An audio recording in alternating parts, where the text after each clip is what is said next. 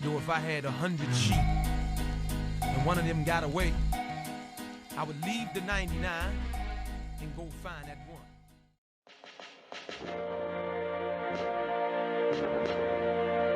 Tribute to an unknown soldier, the author of eternity, in an allegorical setting. For conspicuous gallantry and intrepidity in action, at the risk of his own life, above and beyond the normal call of duty, somewhere in the Middle East, near a place called Calvary, a soldier stepped out on the battlefield of time, traveling from time into eternity, fighting with the sword called justice. At his birth, insurgents were sent out to seek the unknown and were met by wise men who had been thoroughly trained in all manner of military maneuvers, such as espionage, sabotage, and subversion, thereby being able to break every code of the enemy and maintain the secrecy of the mission.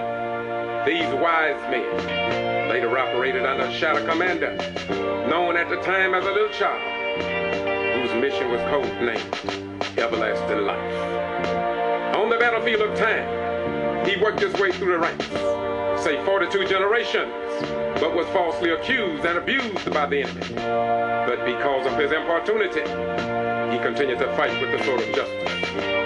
He told the commanding officer of the enemy forces how his life and that of his comrades could be saved. But they laughed at the sword and said, "We have power to kill and that live." He allowed the enemy to carry him away captive, but he kept faith in his fellow comrades. Though captured and laughed to scorn, he never relinquished his weapons. When he arrived at the spot called the Place of Skull, he stood bravely though surrounded by the enemy and thought of the training he had received from his commanding officer, and he was not afraid. The enemy placed him on a platform and took his garments, which consisted of a royal robe given him by his commanding officer.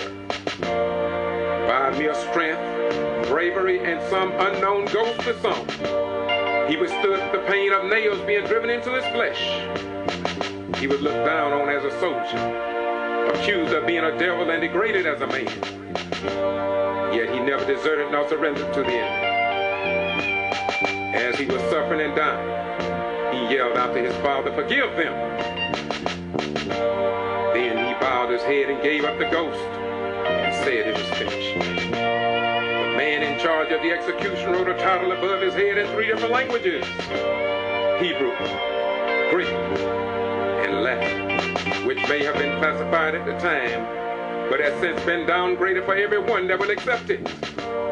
This great soldier was rejected, tortured, betrayed, lied on, brought to trial without a hearing, and sentenced to death for a crime he did not commit. Willingly, he gave his life for the wrongs of the world, which was above and beyond the normal call of duty. But he never received a Medal of Honor. He was wounded many times, but he never received a Purple Heart. He was the greatest pilot the world has ever known. He even flew himself into his father's house and sat down on the right hand of the master pilot, but he never received a flying cross. He was placed in a borrowed tomb and arose on the 3rd day. But we have omitted his name from among the world renowned upon this planet. He was a doctor. We refused to make an appointment with him. He was a king, but instead of us giving him a crown of gold, we gave him a crown of thorns. He came through 42 generations to abolish the sins of the world. Yet he was rejected and despised by members of his own. And as he hung on the platform of time, we should have placed spices and gifts in his hand. Instead, we drove nails through his hand.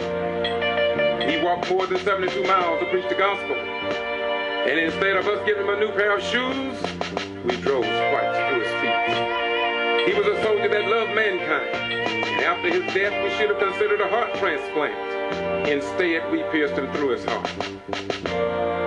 This great soldier was not an electric clock, but on the battlefield he kept good time. He was not a nuclear bomb, but his power was devastating. He was not the ringleader of Watergate, but he spoke of a heavenly gate. He was not an MX nor a cruise missile, but his love has cruised the world over.